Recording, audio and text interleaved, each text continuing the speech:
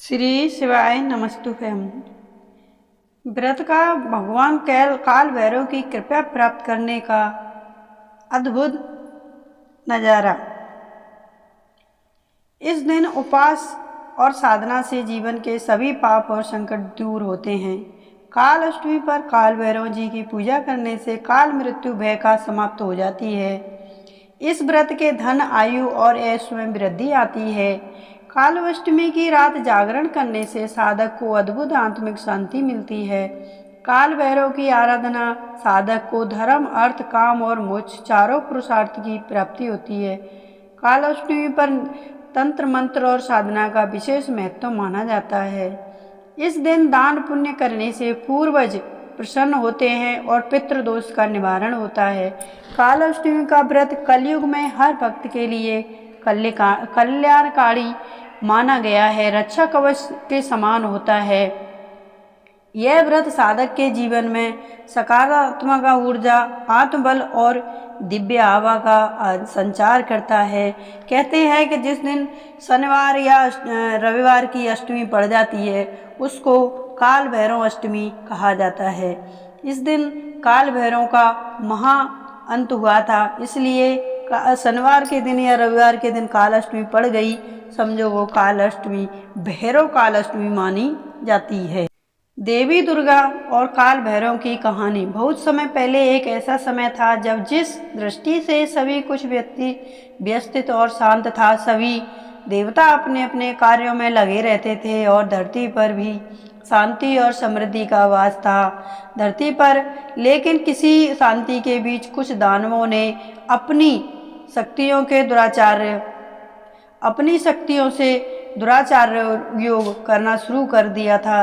ये दानव इतने शक्तिशाली थे कि उन्होंने तीनों लोकों में हाहाकार मचा रखा था।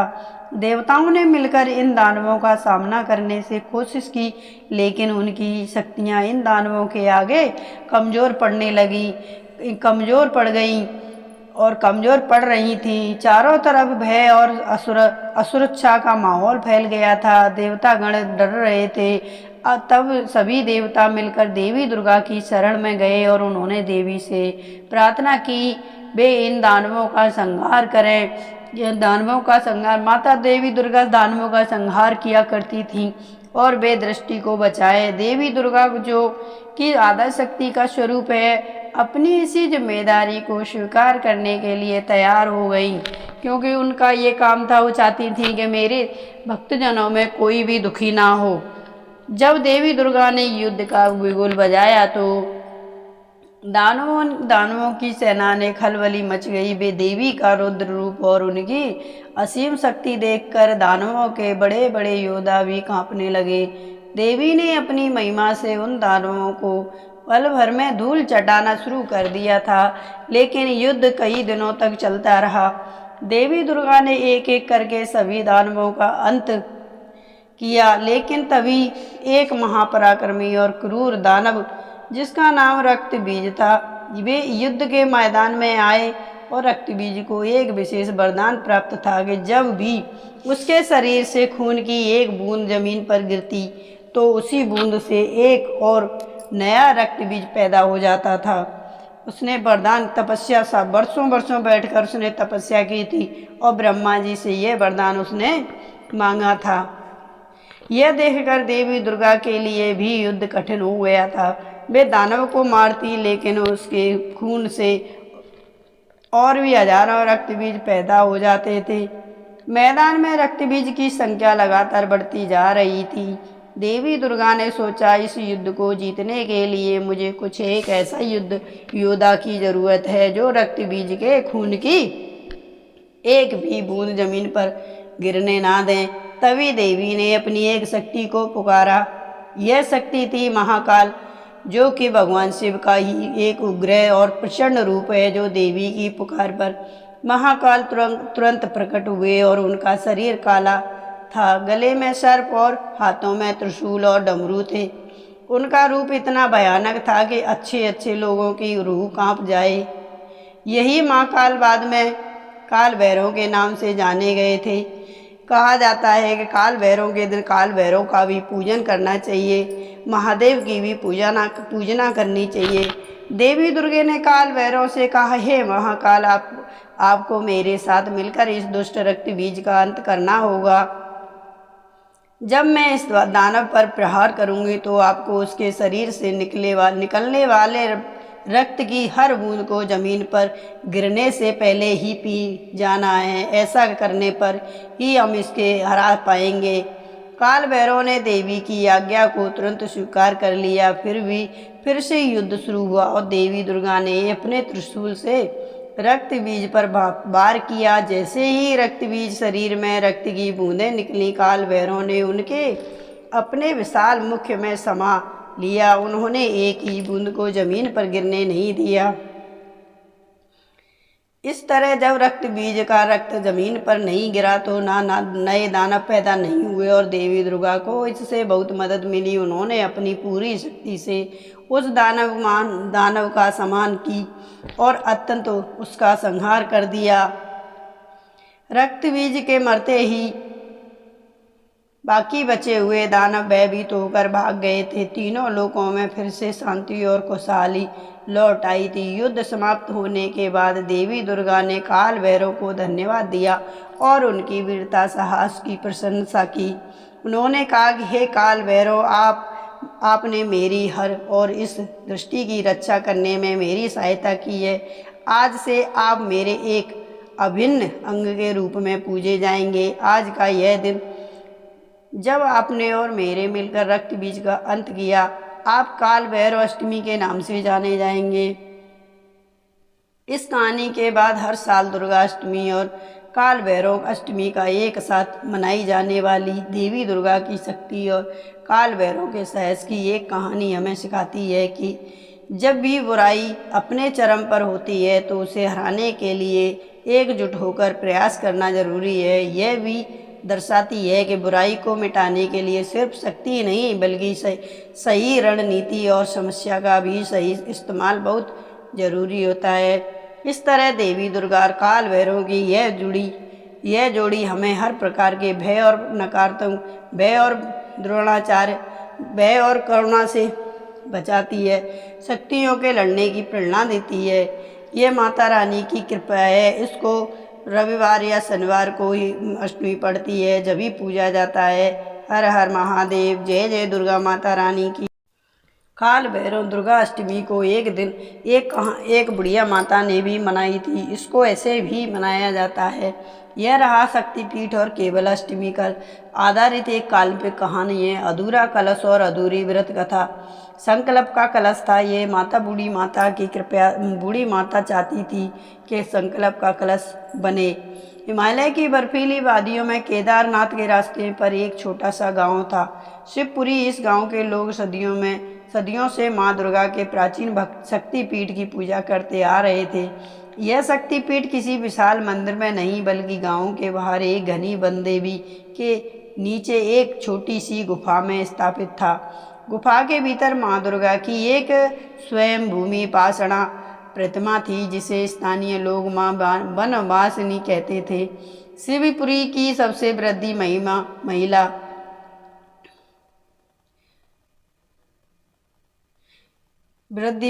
महिला दादी कल्याणी ने अपने जीवन के 80 बसंत देख लिए थे।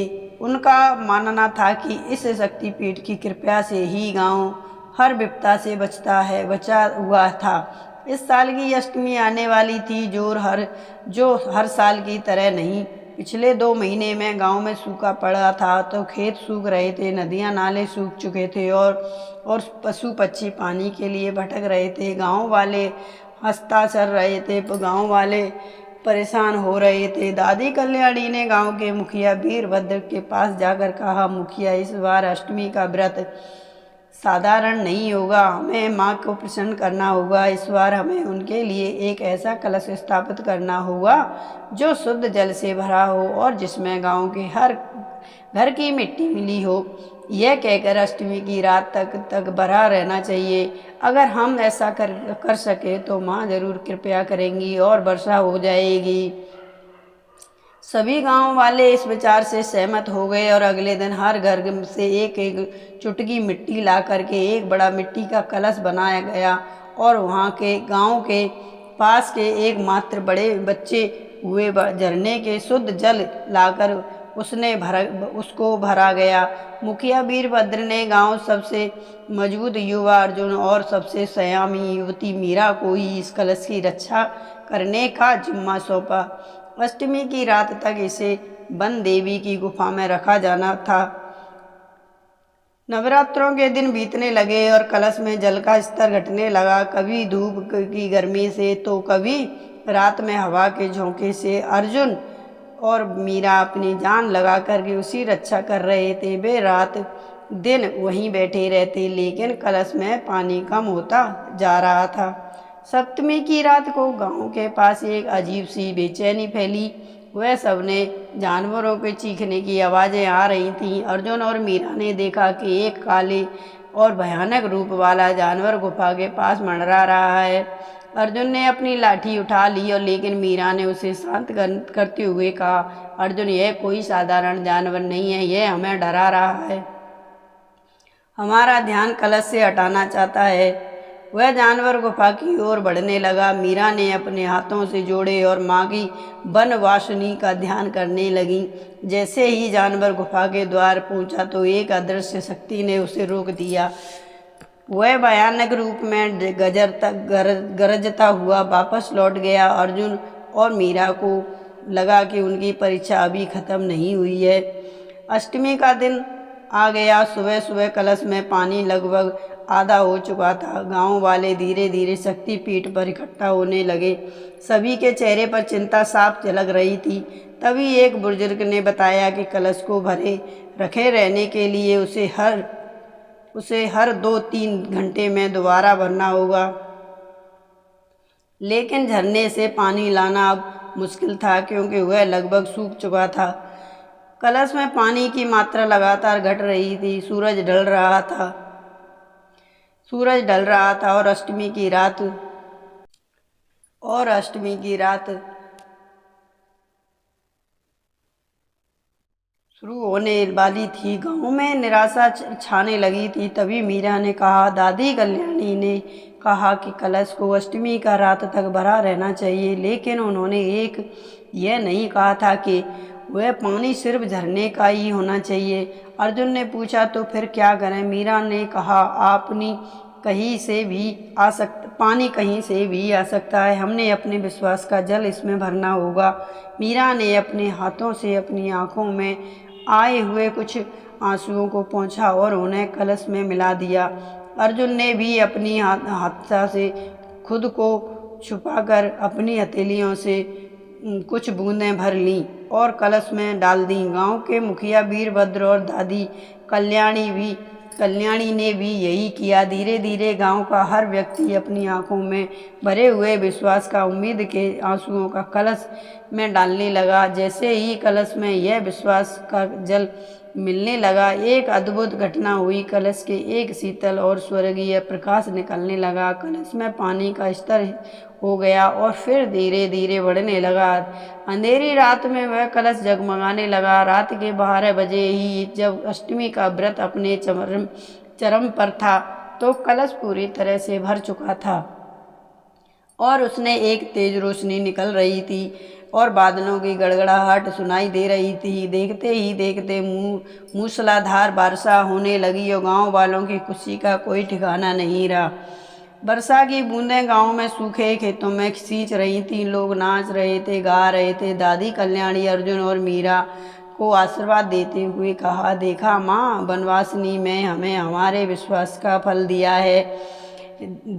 यह कलश सिर्फ पानी का नहीं, बल्कि हमारे संकल्प, त्याग और अटूट विश्वास का था। जब तुमने अपने आंसुओं को उसमें मिलाया तो तुमने सिर्फ पानी नहीं, बल्कि अपनी सच्ची श्रद्धा डाली। अधूरा कलश तब तक अधूरा था जब तक हमारा विश्वास उसमें नहीं मिला था। अब अधूरा व्रत अब तक अधूरा था जब तक हमने अपनी कोशिश को अंतिम क्षण नहीं छोड़ दिया था।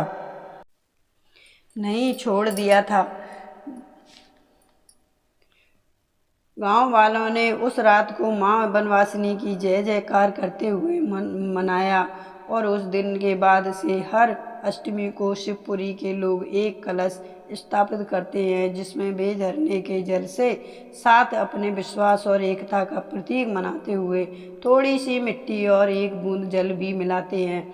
वह कलश उन्हें हमेशा याद दिलाता है कि सबसे बड़ी शक्ति बाहरी नहीं बल्कि भीतरी श्रद्धा है और विश्वास में ही नियति है। माता दुर्गा की कृपया देख करके गांव वाले खुश हुए और वो खुशियाँ मनाने लगे। उनके खेतों में हरियाली छा गई और वो खेतों में हरा भरा दिखने लगा। माता की कृपया से उनके सारे काम बनने लगे। बूढ़ी दादी ने ऐसी सलाह दी थी, उनकी कृपया माता की कृपया जल्दी हो गई, क्योंकि उनका सबका विश्वास था। सबसे ज़्यादा तो बूढ़ी दादी का ही विश्वास था। कहते हैं कि माता रानी की कृपया बरसती है तो किसी भी क्षण बरस जाती है। हमें उन पर अटूट विश्वास रखना चाहिए। ऐसा करने से हमारी हर मनोकामना पूर्ण होती है।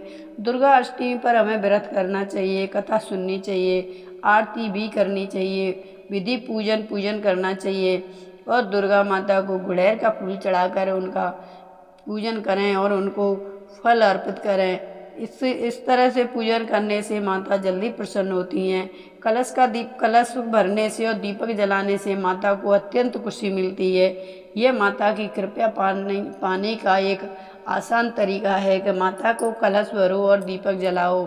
माता इतनी जल्दी प्रसन्न हो जाती हैं कि अपने पुत्रों को हमेशा सुखी रखना चाहती हैं, कभी वो दुखी नहीं देखना चाहती। जय जय दुर्गे माता काल भैरव अष्टमी दुर्गा मैया की जय जयकार। जब काल भैरव भी माता रानी की कृपया पाने के लिए उनके क्षण समीप जाते थे तो माता रानी की कृपया से वो भी अपने माता को बड़े भाव से देखते थे। हर हर महादेव, हर हर महादेव। श्री शिवाय नमस्तुभ्यम। महादेव की भैरव काल चंड की एक अनोखी कथा है, जिसको मैं इस कहानी में नहीं कह रही हूँ, अगली कोई कहानी में कहूँगी। श्री शिवाय नमस्तुभ्यम। हर हर महादेव। श्री